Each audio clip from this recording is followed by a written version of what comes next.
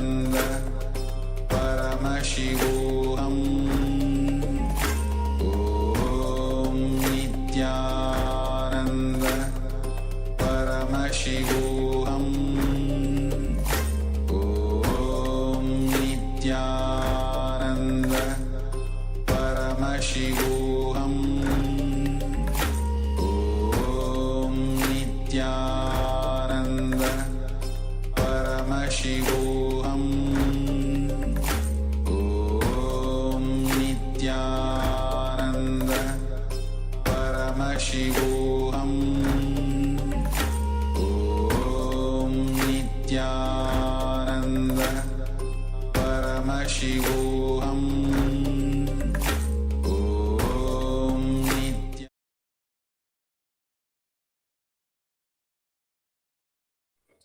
Nithyanandam and welcome. I am Sri Nithya Paramashivananda Maharaj and I'm going to be the Acharya for the next few sessions. I welcome all the participants once again to the Paramashivoham Level 2 session. So now, in the previous sessions, we have been learning about life, the way we perceive life. And now in this session, in this next third session of the Paramashivoham program, we are going to be learning about the social reality. Societal reality means understanding society. Society has taught us so many things. Society has made us who we are, but is the way they made us right? Are the cognitions we hold based on society right? And what can we do to change those cognitions? So be in the space of listening as we delve deeper into this beautiful science of understanding society and the societal reality.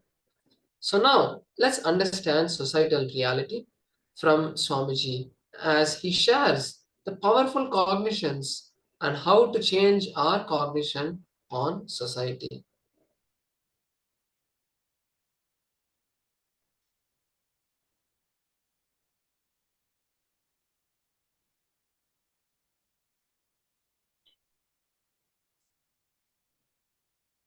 So, societal reality.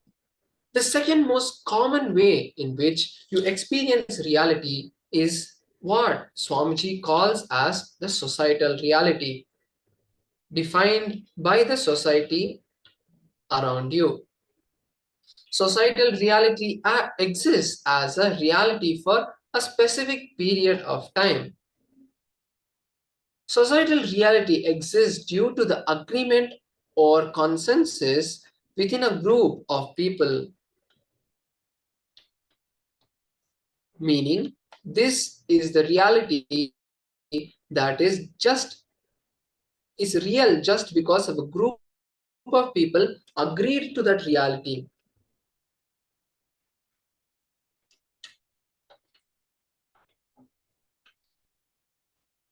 For example, for many centuries, human beings believed that the earth was flat. And that was reality for them till there came another group of people who proved through research that the earth was round. From then on, the reality became that the earth is round. Therefore, societal reality is the reality that you experience, which is defined by society, and you keep it alive by abiding with it. Society reality can be experienced in different forms. Authoritative, that which is thought by reality when it comes from authority. Example, we consider that what the doctor says is true.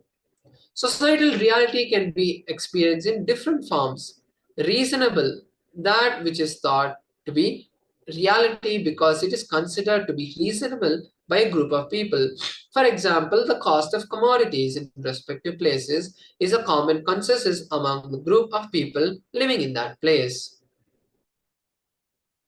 Societal reality can be experienced in different forms. Predictability, that which is predictable, is considered to be a reality for many people. Example, astrology. Many people believe in astrology and take decisions in their life based on astrological predictions. Norms. That which is a norm is considered to be reality. Example, it is considered to be a norm to wear clothes among all cultures and civilizations in the world. Probable, that which is likely to happen, that which might happen is considered to be reality. Weather forecasts, for example. Logical, that which appears logical is considered as reality. For example, the earth revolves around the sun. Then believable, the media, whatever the media presents, is what most of us think is reality, as they present it in a way which is very believable. Social reality can be experienced in different forms. For example, consensus, that which repeats itself is considered as reality. For example, we have seen generations before us working, getting married, having children, and dying. Most of us think reality of life is to study, work, marry, have children, and die. And finally, fitting, that which is appropriate and fits in the society, culture, religion that we live is reality for us. Example, lighting a lamp for Hindus, lighting a candle for Christians. This is the way the societal reality is experienced by us. Now let us hear from Swamiji more about the societal reality in this short satsang. Please be in the space of listening as Swamiji shares his deepest understandings and the direct revelations from Kailasa, the ultimate space and the ultimate knowledge about societal reality.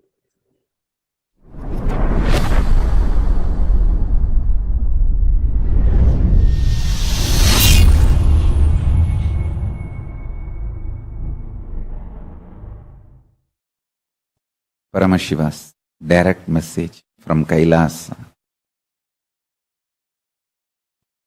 Conscious intention of you is the highest truth and reality, the core blueprint of your existence.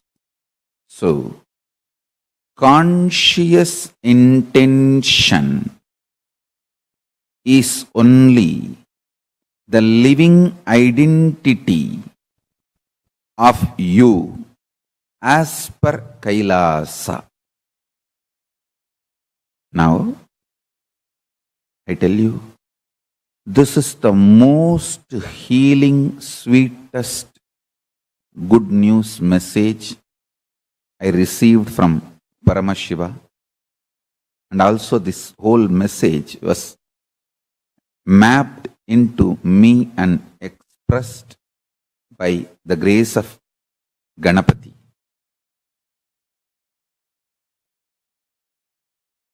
Paramashiva just downloaded it as a pure message. Ganapati manifested it in multi-levels, mapped it. Listen.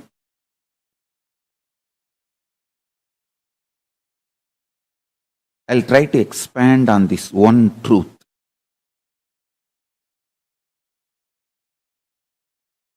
This truth forms the core basis of our physical reality, mental reality, emotional reality, spiritual reality, economic policies, everything. So listen. See, your feet and face, both are very much part of you. But you feel you are more alive in your cheeks, in your tongue, than in your feet.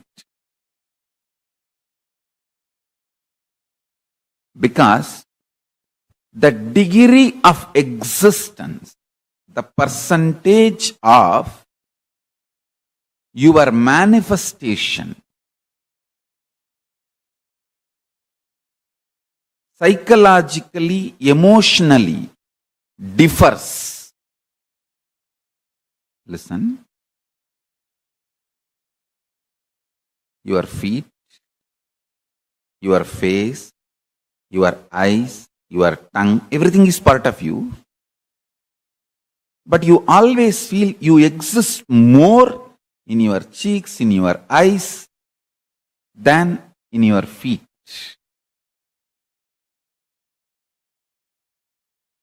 There are various reasons. Let's not bother about the reasons. Understand the example. Exactly same way, you exist more in your conscious intention than your mood swings, ups, downs, hormones, chemicals, imbalances, reactions of those imbalances.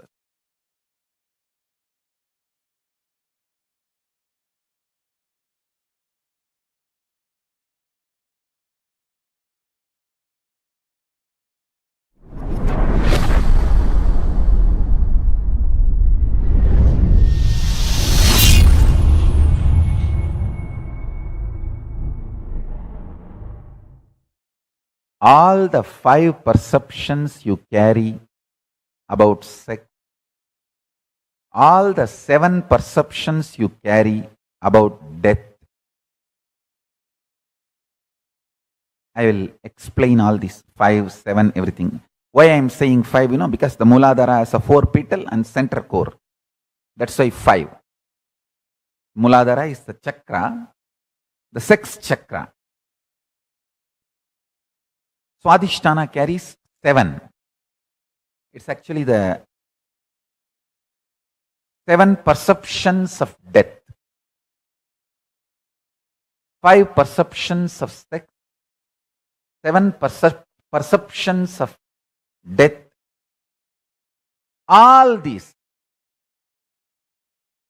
11 perceptions of love, all this is absolute delusion. Please understand, it is not, I am not even saying it is false or lie. If I say it is false, you will try to argue with me. Oh, you don't know, Swamiji. I am really undersexed. It is a truth. It's not false. It is based on the facts. Hey, listen. Anything I say, true or false, you will start arguing. It is not lie, it is this, it is that, all that I am telling you. This very fundamental foundation perception is delusion, I tell you.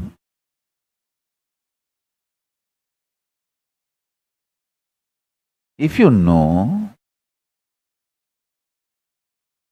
the joy of remaining in ecstasy internally through unclutching, externally whether somebody touches you or not, this whole perception about the sexual activity and the sex gender identity, the whole thing is delusion. Same way about fear. The multiple definitions, reactions, responses to fear, the whole thing is nothing but your false idea of discontinuity. Listen, there is no discontinuity. You learn the truth of continuous discontinuity happening in you and learn the truth of there is never going to be any discontinuity other than the discontinuity is happening continuously in you now. If anitya is going to be, that is there now in you. See, The death which is happening in you every moment, that is the only death there. There is no separate death you are going to be experiencing during your so-called death. What is going on in you now, the same thing only will be going on, will go on when during your so-called death also. Listen.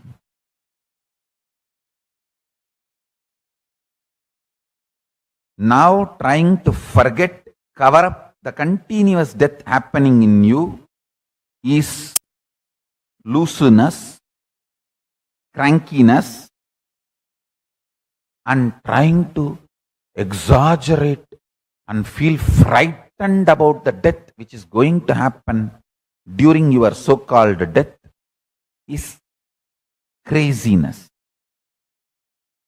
Both are stupidity.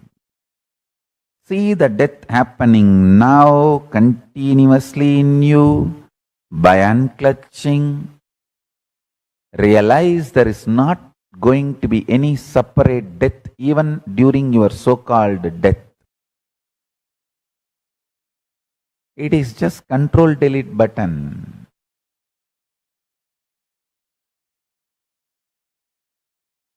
Anyone understands this, your internal organs will be just like a sweet 16 forever. Inside you, you will be in sweet 16 and alive, active, constantly working. Constantly working.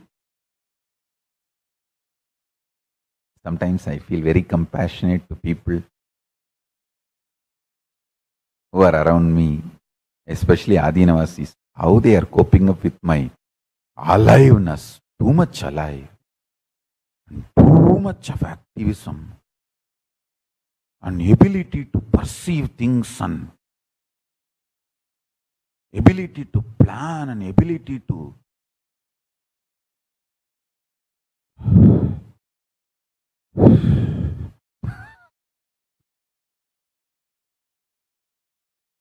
but I tell you, it is all established on tremendous compassion and love.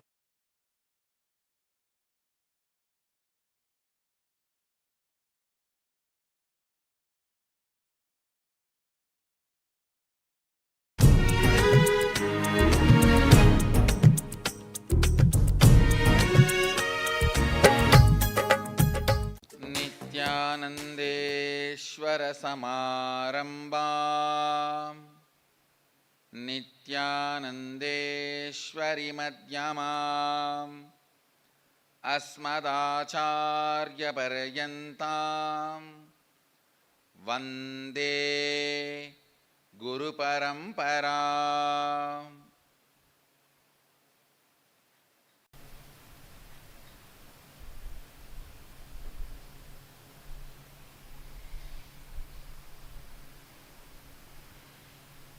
I welcome all of you with my love and respects. I welcome all the devotees, disciples, Samajis, Satsangis, Srimahans, Mahans, Kotaris, Sarvanyapita Yajamans, Tanedas, visitors, viewers, YouTube subscribers who are sitting with us all over the world through Nithyananda TV, Facebook Live, YouTube Live, and through two-way video conferencing, having Nayanadiksha all over the world.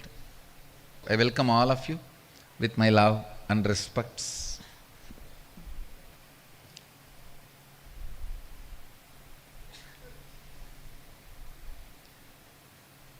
Today I'll continue to prepare all of you for Sadashivoham 2016.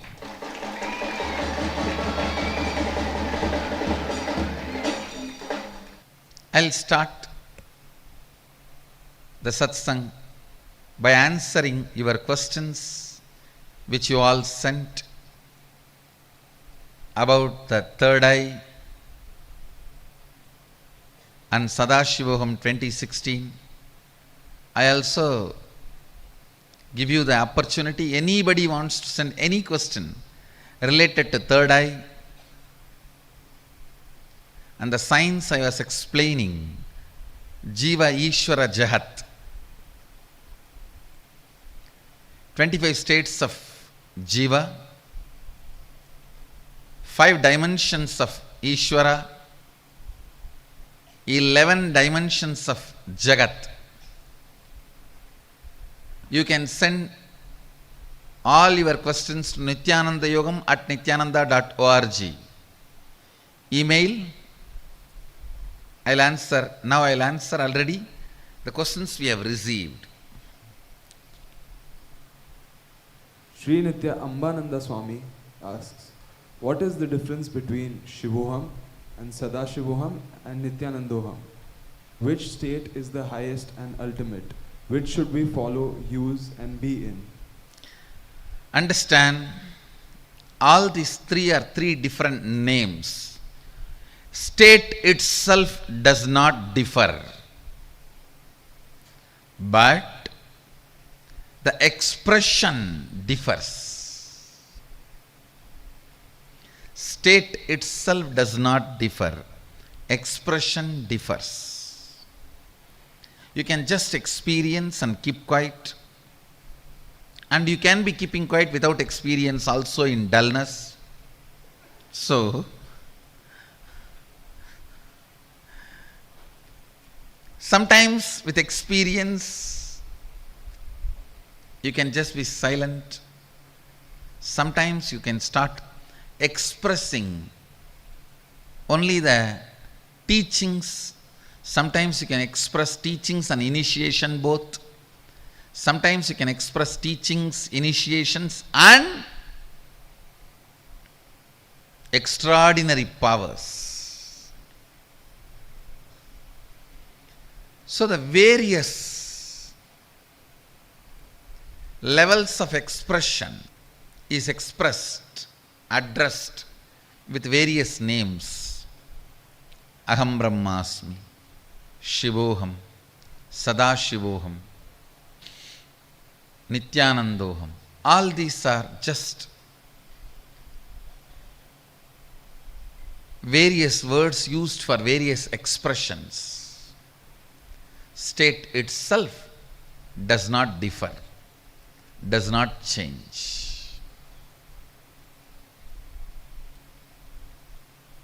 Any one you can use, Shivoham or Sadashivoham or Nithyanandoham. Anyone use sincerely and establish in that, that's enough. Next.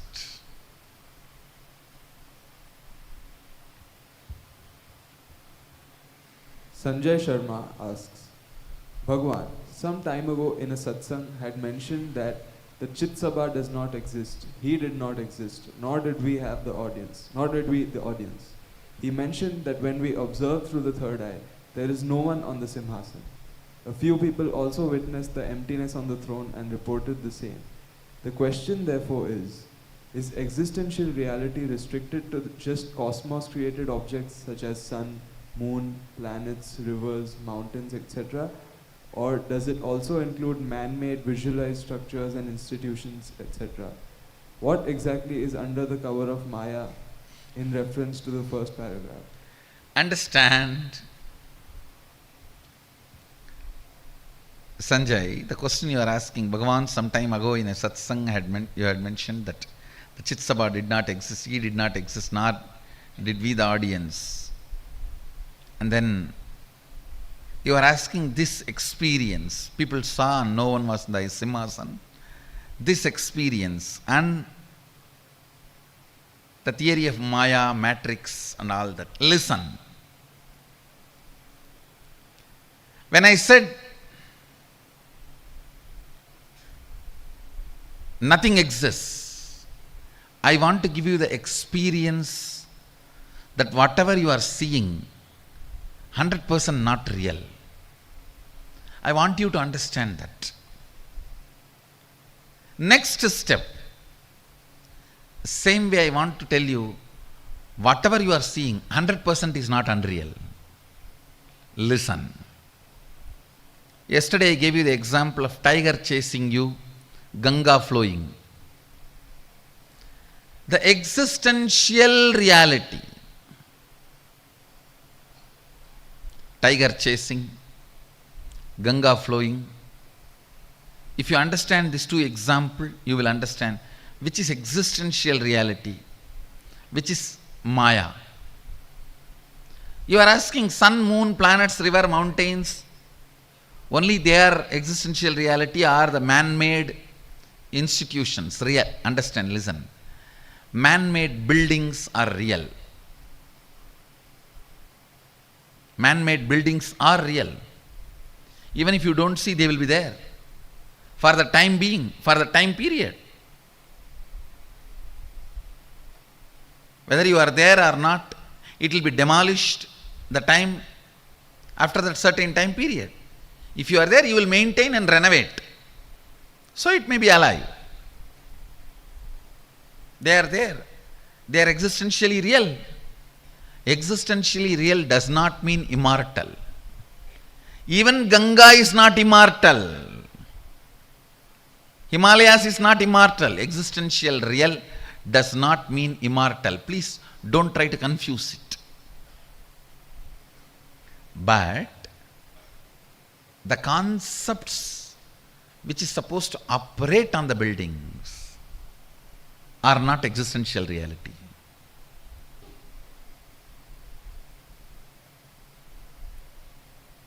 So understand, if you have done the homework yesterday, which I gave, I wanted you guys to do that again today. What all in your life which is pushing you is existential reality, what all is the matrix. I wanted you to do the homework today also. Please do the homework today also.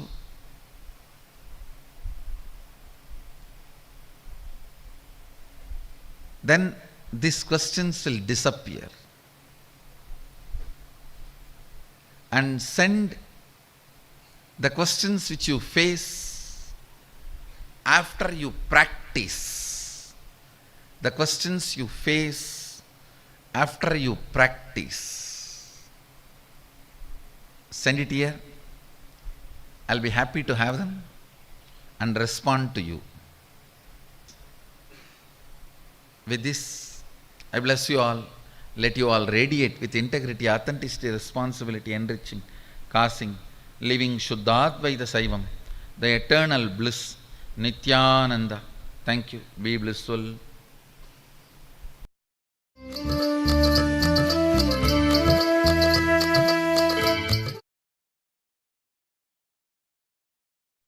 Yes, that was a beautiful series of satsangs where Swamiji shared different powerful cognitions about the societal reality. Now let's enter a small exercise where now we are going to be sharing what we understood in these three satsangs on social media. So now when this sharing is happening, it's not just you telling the world what you understood.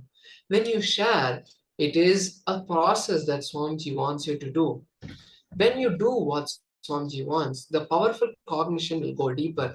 And obviously, when you learn something, there are 4 different stages before it completely becomes part of you. First, you hear it, then you cognize it, then you you cognize and share it, and then you teach others also. So these different levels of understanding gives you the complete knowledge of the powerful cognition and gives you the experience. So now let us share these understandings that we had, and now in the next segment we are going to be experiencing, which is the 4th stage of the learning. Now let us first share, let's take a few minutes to share what we understood in this session.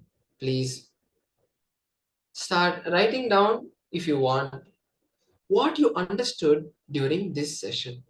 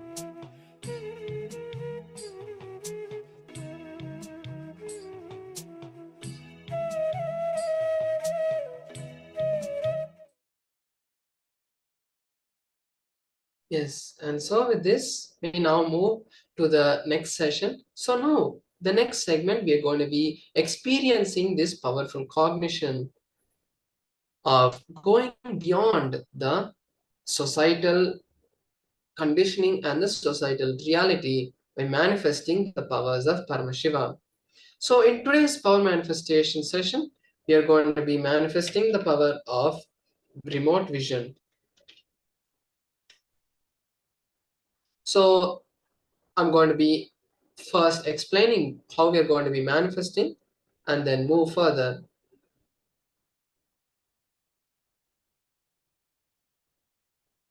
So we are going to be manifesting the power of remote vision. And as we saw previously, we already saw the Shastra Pramana for the power of remote vision. Now, let me explain the guidelines. What power, how we are going to be manifesting. So, what we are going to be doing is, I'm going to be holding a particular object, and you are going to be seeing that particular object and scanning, and then telling what power manifestation, sorry, what I'm holding.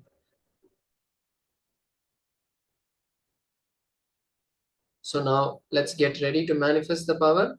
I request all the participants to be seated in a comfortable seated position.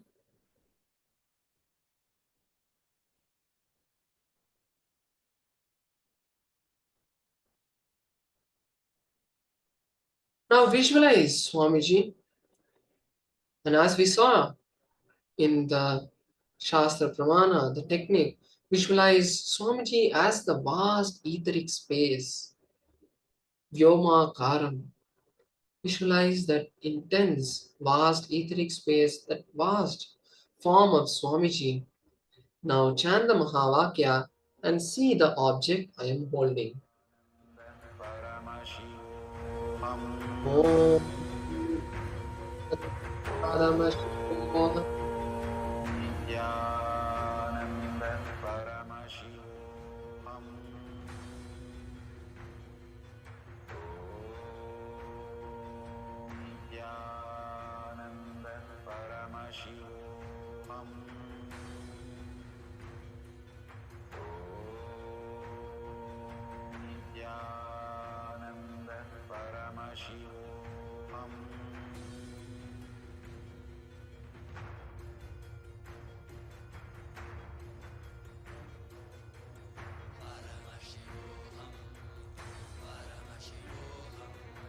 Let Paramashiva's third eye manifest in all our third eyes.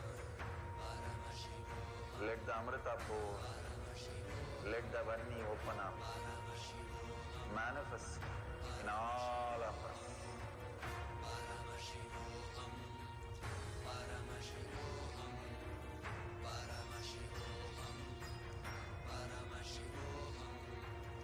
Let Paramashiva overflow, manifest the powers in all our third eyes. Nityananda Paramashivam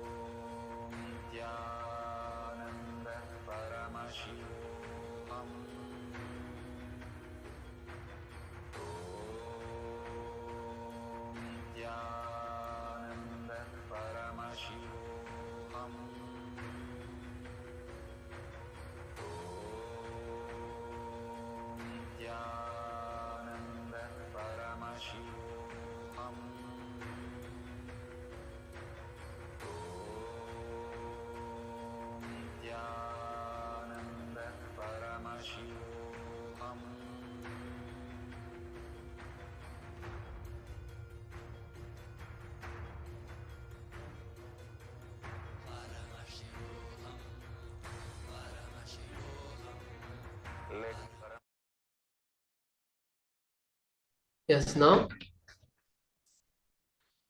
please relax and now start sharing what you saw during this round of the manifestation. What was the particular item I was having? So the particular item I'm going to be revealing now that you were supposed to see is a remote. So there was a TV remote which I was holding, which I was having, which is the particular object that you are supposed to scan.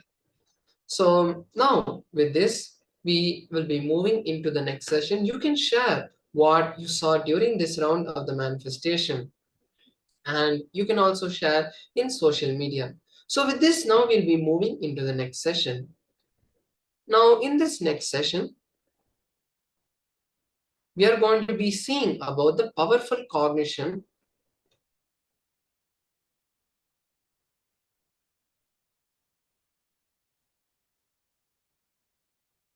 of the physiology of perception. So what is this physiology of perception? The physiology of perception is the way we perceive life, how we perceive things around us, how we perceive reality. That is the physiology of perception. So now, as we enter this session, I request all the participants to be in the space of listening as we enter this session.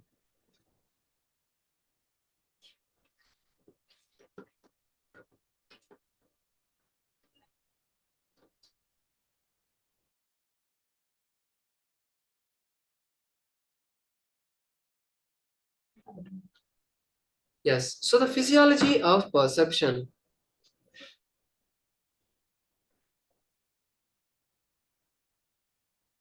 Let us start with the understanding of what really happens on the physical level when we perceive things.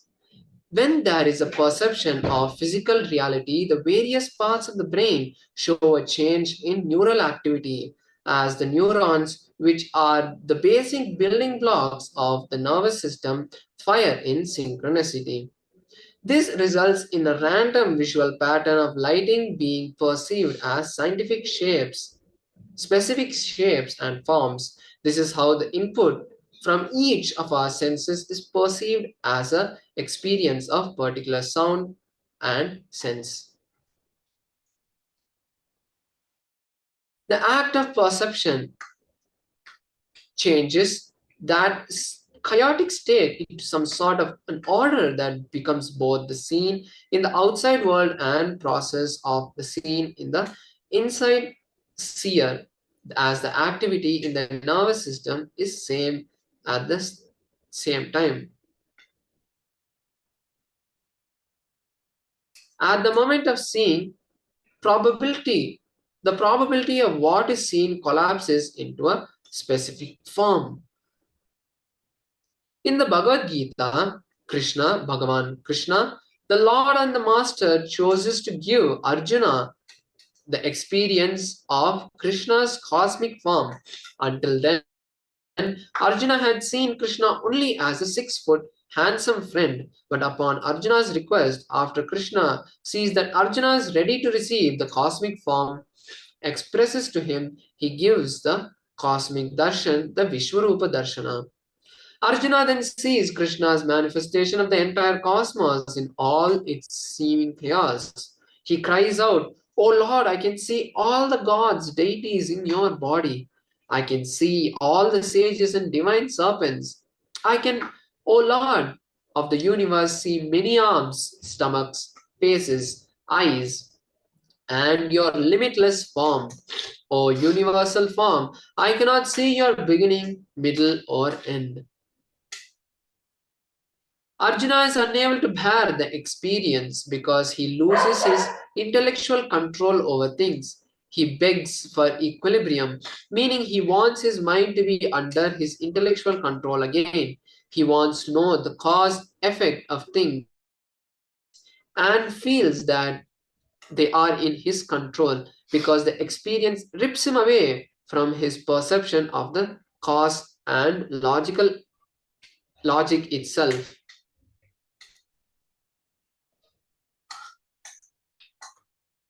As long as the cause and effect is logical and under your control, you feel you are perceiving reality. But your ego is strong and steady. But the moment the logic is shaken, you feel a tremendous fear. You feel you are just a drop in an ocean. So now let us understand this powerful cognition directly from Swamiji as he shares about the perception of reality. Please be in the space of listening as we now move into this beautiful satsang.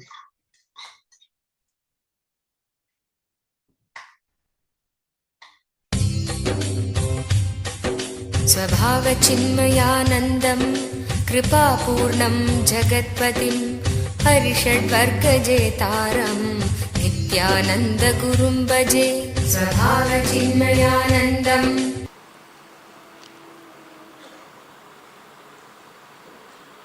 Wow. Here is a very beautiful question.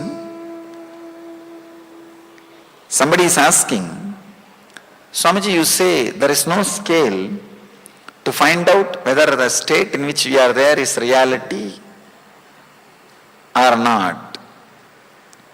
This person is asking, every day when I come back to waking state, I see same house, same world. But every day when I go back to dream, I don't see the same world. I don't see same world. So can this be used as a scale? With this we can say that this world is reality. This world is real. Very intelligent question.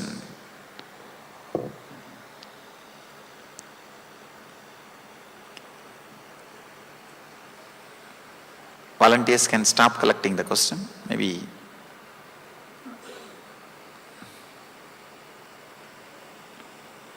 please settle down. Very wonderful question which we need to understand and internalize.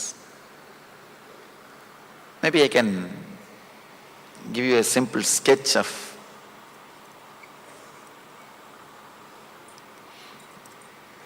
then we'll be able to understand.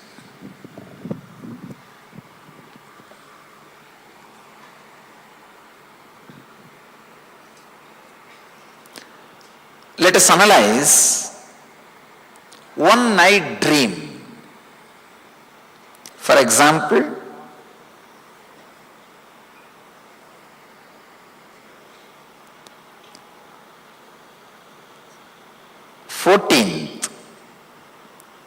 night you are sleeping, 15th morning you are waking up, around 10 hours. 10 hours you are sleeping. Have you ever realized in one night dream you would have lived some 10 or 20 years of life? From your college you will start from your college period and slowly move step by step and go up to your marriage, having a child and your son's marriage. Sometime you live even 10 or 20 years of life in one night dream. How many of you experienced even at least once this? Living 10 years or 20 years of life in one dream. How many of you experienced at least once in your life? Raise your hand. Of course, means you can recollect now what I am exactly trying to present or tell you. 10 years of life you are able to live in 10 hours of dream. Am I right? 10 years of life you are able to live in 10 hours of dream. One more thing, scientists are saying now, you don't continuously sleep. Maximum you spend only 30 minutes in the deep sleep state. Then you come out and spend little time in the dream and again fall asleep, spend some time in the deep sleep and come out and spend some time in the in the dream state. In the East, the maximum time is 30 minutes. In the West, it is only 16 minutes. We are fortunate. Anyhow, let me give you the small diagram how our consciousness works. Maybe I can call this as dream state. This is deep sleep state.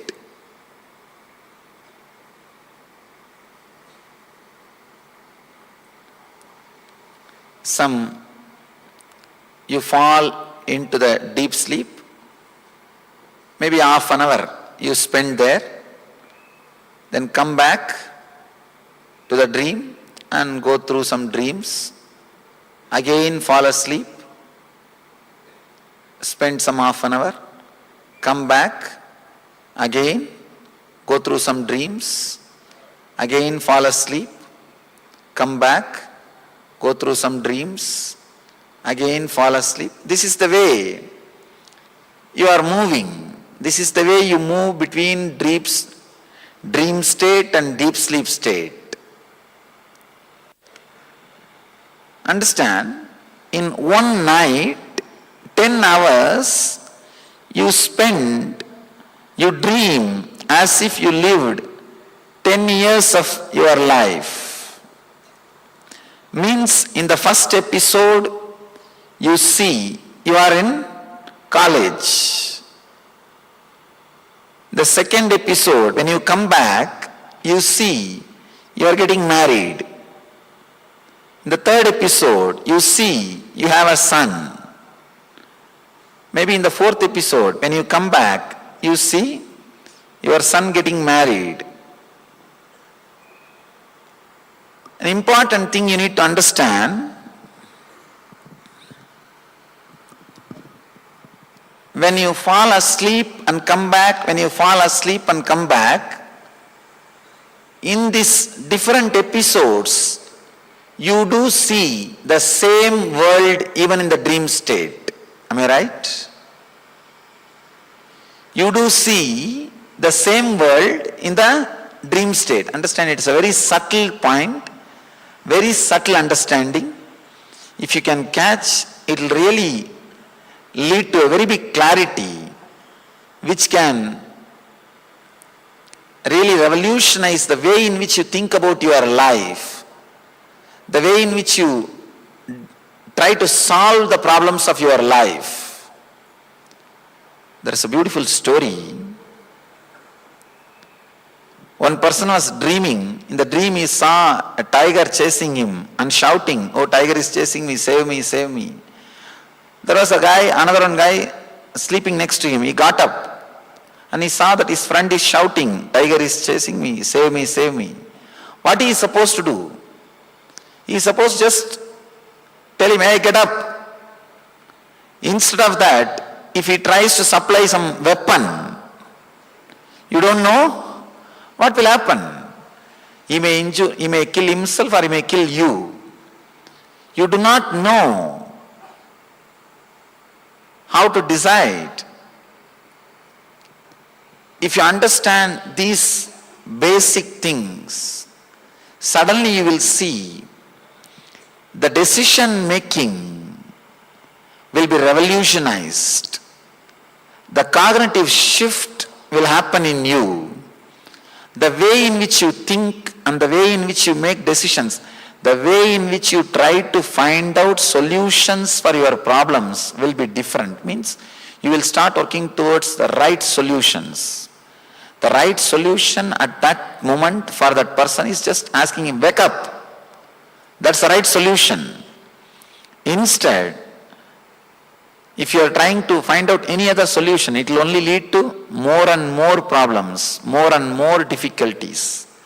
Here, All I want to tell you is, in 10-hour dream, 10 hours of deep sleep, you live 10 years of dream.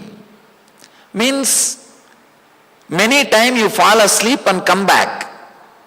When you come back, naturally in all these 4 episodes, even though there was a break, you saw the same world.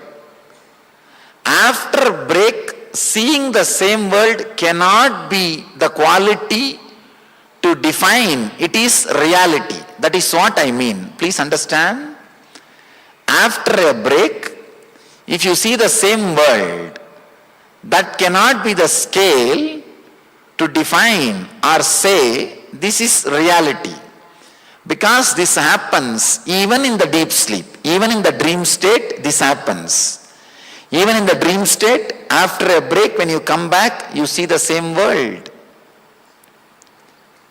So just because when you come back from the deep sleep, you see the same world, cannot be the reason to say this is a reality. How? Only when you wake up from the whole night sleep, you realize you dreamt 10 years of your life just in 10 hours. Same way, only when you wake up from this dream, suddenly you may realize you dreamt 90 years of your life, maybe in few hours. Who knows? Who knows? This whole thing can be one more long dream. Realizing, understanding, there is a possibility this can be one more long dream, will turn much of your attention and awareness to the center, to the consciousness. I can say that is the first step in spirituality. That's the first step for psychological revolution.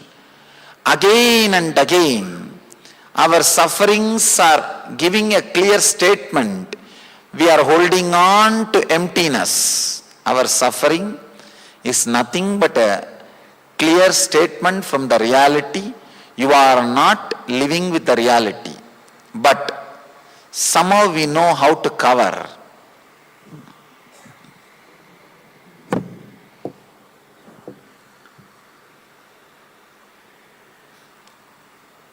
The first chapter of the Gita is called Arjuna Vishada Yoga. Means depression, confusion. We also face the depression and confusion in our life. I call this depression of success. After achieving what we want to achieve,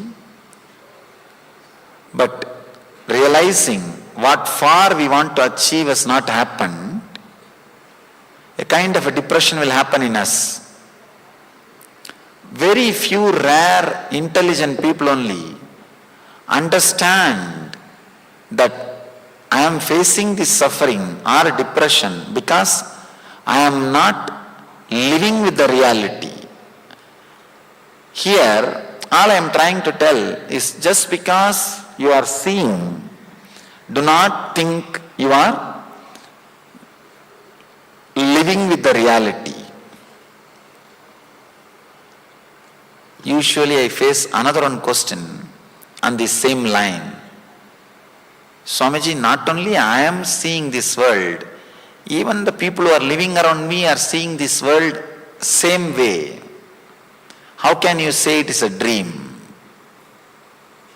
Understand? In the dream, if you are seeing a particular city, if you are dreaming that you are going to that city with your whole family, not only you, the family which is with you inside your dream also will see the same city. Because they are also projections of your own mind. So just because the people who are around you seeing the same scene does not mean the scene is reality. Even the people who are around you, whom you are seeing, can be the projection of the same scene. Can be the projection of the same scene. Sometimes it frightens. If you go a little deeper, it frightens. It feels like everything in front of you is melting like a wax. The ultimate truth is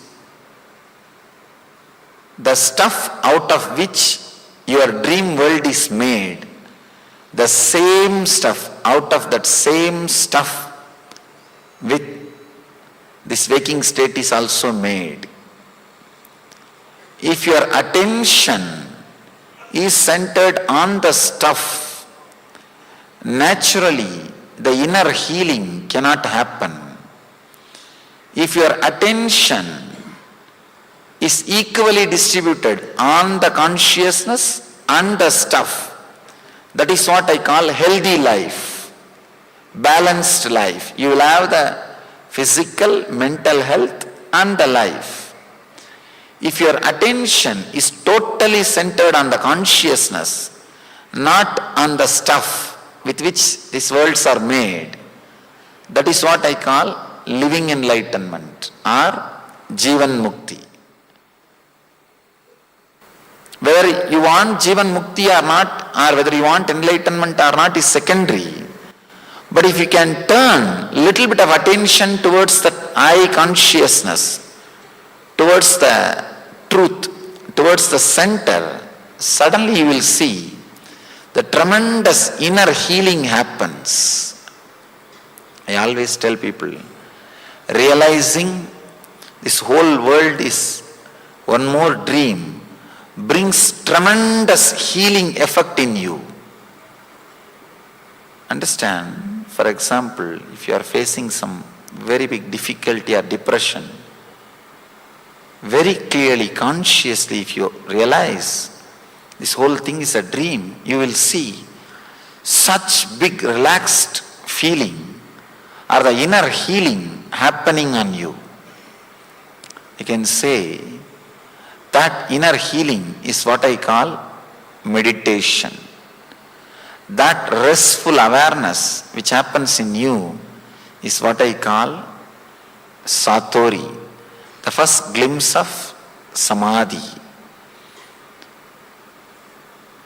A basic cognitive shift or basic psychological revolution with this simple understanding of what you are seeing may not be the reality as you are thinking can bring so much of inner healing inside you, so much of restful awareness inside you. More and more restful awareness being added to you is what I call inner healing or health or raising the quality of consciousness. Instead of dream state penetrating your waking state while you are driving, blissful state can penetrate your waking state while you are driving. Because so much of your time, even though you are out of your bed, is occupied by your dream state because of your low awareness. People come and ask me, if I start meditating, what will happen? I will not have time to do my business. No. It has nothing to do with a separate time. It has something to do with inner understanding. As on now, so much of your time and energy is being spent by dream state possessing you. Instead of that, you can allow the turiya state, blissful state possessing you. You can just change the attitude. You can just shift the energy. You can just go through a big transformation. That is what I call psychological revolution.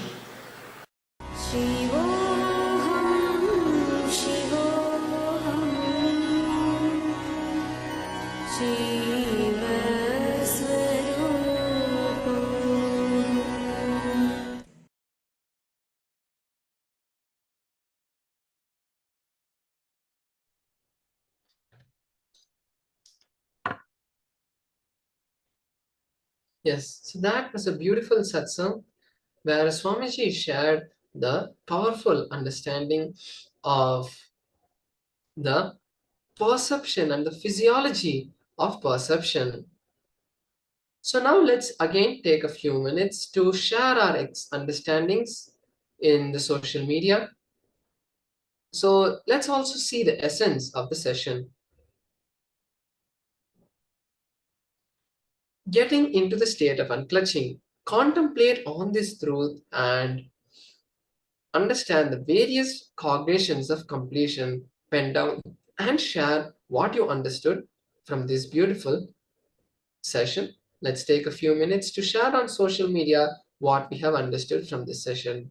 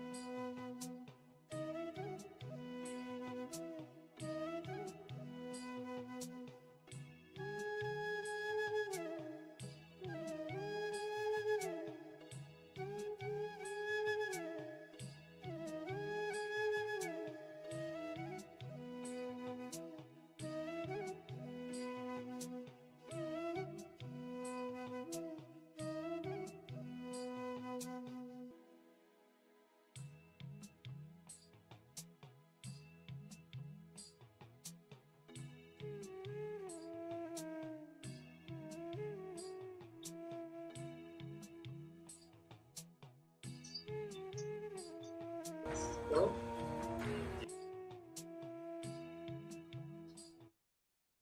Please relax. And with this, now we move into the next round of the power manifestation.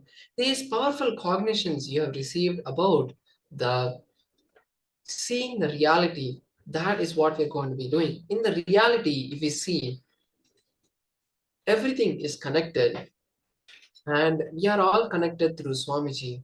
So from this space that we have just received, now let's move into the third.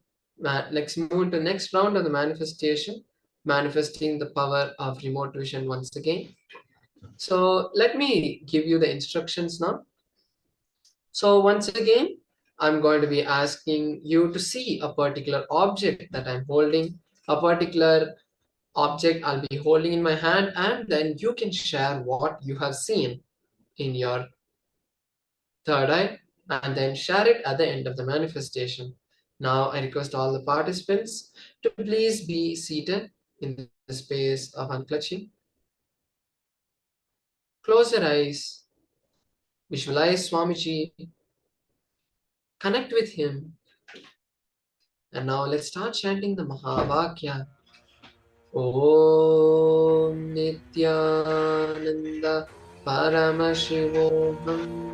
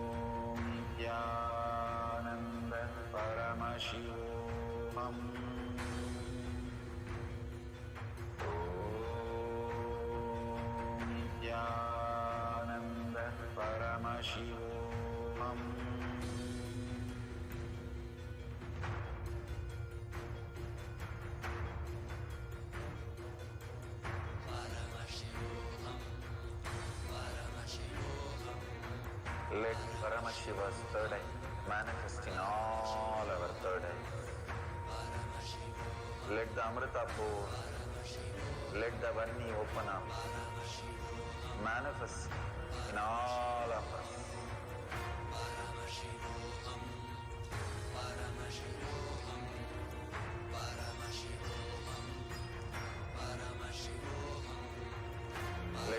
Paramashiva overflow, manifest the powers in all our third eye.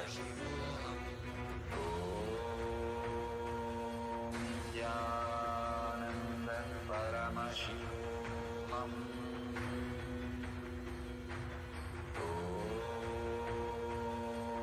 Nityananda Paramashivoham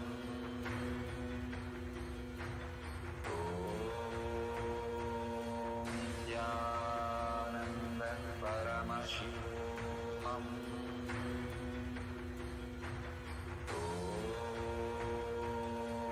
Nityananda Paramashivoham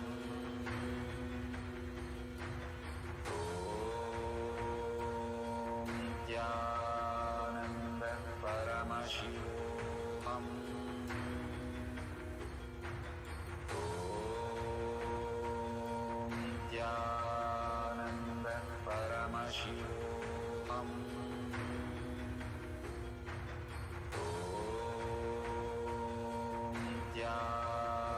Nityananda Paramashivoham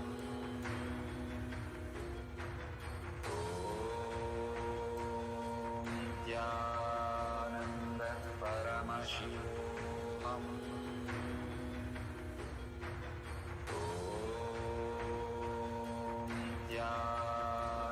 Nityananda Paramashivoham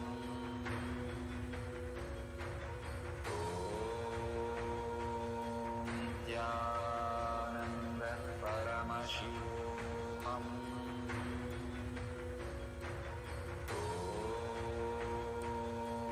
Nityananda Paramashivoham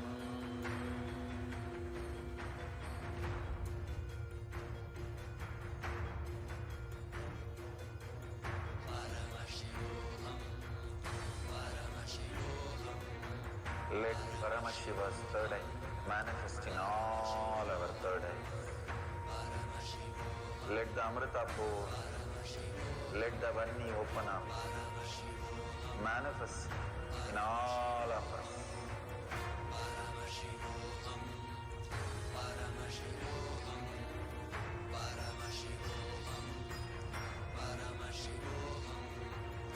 Let Paramashiva overflow, manifest the powers in all our third eye.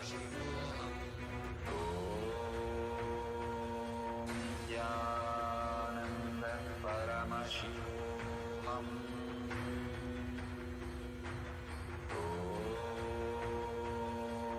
Nityananda Paramashivoham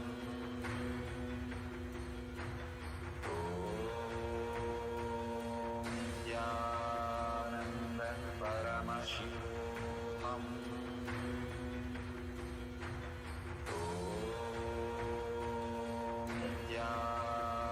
Now, slowly, very slowly, please open your eyes.